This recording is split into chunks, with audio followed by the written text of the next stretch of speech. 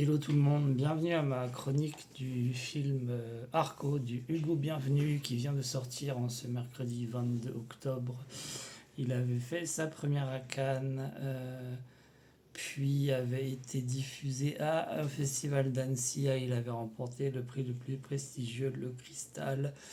Et je n'ai pas pu le voir ni à Annecy ni au festival du film européen euh, fantastique de Strasbourg. Malheureusement, j'étais pas en état de voir Arco dans les conditions du festival, mais il a quand même remporté La Cigogne, donc le prix prestigieux qui récompense le film d'animation au festival de Strasbourg. Et bon, le film il est hype, on va se le dire. Euh, il a une promo assez vénère. Sur une affiche, j'ai lu entre E.T. et Miyazaki. Et du coup, je suis parti avec tout ce bagage de gens qui m'ont dit chef-d'œuvre, qui m'ont dit trop bien, qui m'ont dit vas-y, qui m'ont dit Arco, c'est trop de la frappe. Et je suis pas en désaccord du tout. Le film m'a beaucoup plu. J'ai trouvé que c'était extrêmement bien filmé. La musique est incroyable. Le voice acting derrière est totalement béton. Le film est très minimal, se tient sur une idée simple, un petit garçon qui se perd en gros et qui devient ami avec une jeune fille différente de lui. Donc c'est une histoire d'amitié et c'est là que s'arrête en fait la comparaison avec Ichi. La comparaison avec Miyazaki, c'est dans la grandeur et la grandiosité des paysages et le lyrisme de la musique, mais franchement ça s'arrête là. C'est-à-dire que passer la scène d'intro, l'influence de Miyazaki est certes patente, mais elle ne va pas plomber le film du tout, puisque le film propose son propre univers. Donc ça, c'est à complimenter, hein. Bravo à toute l'équipe du film. Ce que moi j'ai moins aimé, c'est une sorte de rapidité dans le dénouement des arcs narratifs. J'aurais aimé vraiment passer plus de temps en fait dans l'univers, ce qui est aussi une forme de compliment pour le film. Ça veut dire qu'on a envie d'y rester, on a envie de le revoir. Donc c'est un film très émouvant, très charmant, généreux. Euh, je l'ai vu dans une salle de cinéma blindée d'enfants qui ont été sages comme des images. Je pense qu'ils ont adoré. Il y avait même un petit journaliste qui voulait savoir l'avis des gens. Donc il y a derrière Arco euh, une grosse artillerie de promo. Ce qui veut dire que peut-être qu'ils ont dépensé pas mal d'argent pour la promo et que c'est pour ça que le film est si court. Et c'est dommage. Euh, Ce que je pourrais également dire, c'est que allez-y, faites-vous votre propre avis. Euh, Moi perso, j'ai pas trouvé que c'était un chef-d'œuvre, mais ça, c'est parce que je l'ai vu dans le contexte que je viens de vous expliquer. J'ai préféré un certain nombre de films d'animation pas encore sortis à Arco. Je pense à Planète, je pense à Heart of Darkness, je pense à Dog of God, qui pour moi était plus accompli que Arco, mais Arco, je pense qu'il a été récompensé pour son côté justement hyper accessible. On parle de films accessibles dès 10 ans, mais moi je pense que même dès 8 ans on peut voir Arco et adorer. C'est de la science-fiction low-key. Et finalement, j'ai plus pensé à Rencontre du troisième type qu'à E.T.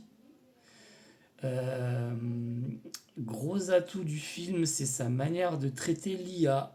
avec une bienveillance qui m'a rappelé la manière dont Nolan, dans Interstellar, utilise les robots IA, sorte de prolongement de la famille et des amis, des présences protectrices, même si elles sont mécaniques. Elles sont chargées de un supplément d'âme dans Arco qui peut aussi faire penser au robot, au bon gros géant robot, je sais plus le titre, ou à le géant de fer. Et voilà, vous voyez que j'ai pas non plus une multitude de choses à dire parce que le film est très court et peut-être je reste sur ma faim. Mais tout ça à cause de la hype en fait. Franchement, des fois, des films devraient s'abstenir de faire des promos parce que ça va garantir certes leur succès financier, ce qui est primordial, hein. Mais par contre, au niveau critique, ça biaise. Genre, le gars qui a dit que c'était du plagiat de E.T., est-ce qu'il a vraiment regardé le film? Il a vu sur une affiche entre E.T. et Miyazaki et il s'est dit vas-y je fais une story en disant j'ai vu Arco et que c'est du plagiat de E.T. C'est faux de ouf et ça me fout en rogne. Et ça me fout en rogne parce que ce sont des gens qui travaillent chez Canal Plus ou que sais-je. Et il y a une multitude de gens beaucoup plus talentueux que ces personnes-là qui travaillent en freelance, qui sont pas repérés. Je parle de mon cas hein, notamment et qui du coup sont obligés de, bah je sais pas, essayer de faire leur trou autrement qu'en disant de la merde, hein, parce que c'est mieux de dire les choses avec justesse et justice plutôt que d'essayer de faire des stories ou des posts sensationnalistes histoire de faire des vues et de plomber une œuvre qui mérite absolument pas d'être plombée.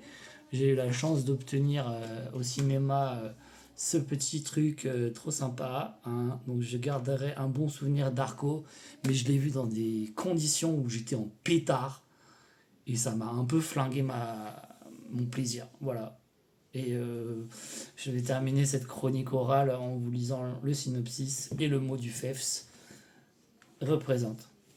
Donc Arco, un jeune voyageur du temps venu de l'an 2932, atterrit par erreur en 2075. Recueilli par Iris, une fillette de son âge, il bénéficie de son aide précieuse pour tenter par tous les moyens de regagner son époque. Petit mot du festival, Hugo Bienvenu, réalisateur de clips et de courts-métrages et auteur de bandes dessinées comme Malaval, Sukwon Island, signe un premier long-métrage.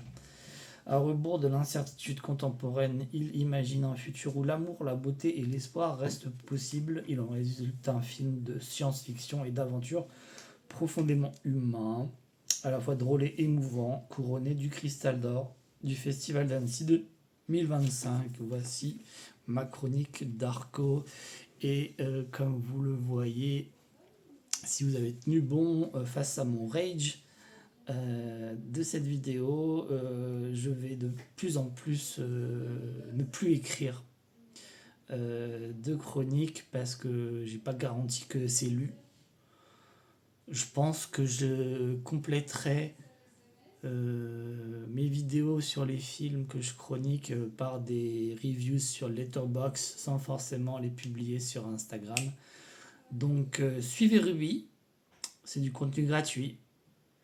Il y a quand même un Tipeee si vous voulez aider le gars, parce que c'est la Hesse. Sinon, bah, retrouvez-moi sur tous les réseaux dédiés, frantic _myriade, sur YouTube, hashtag, Alanosaur ou Rubiosaurus Rex.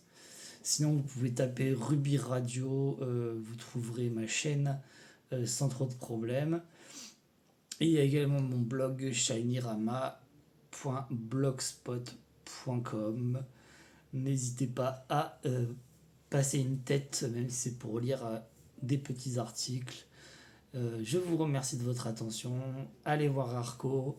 Soutenez le cinéma français et international en allant en salle, de préférence pas dans les multiplex. Et je vous dis à bientôt.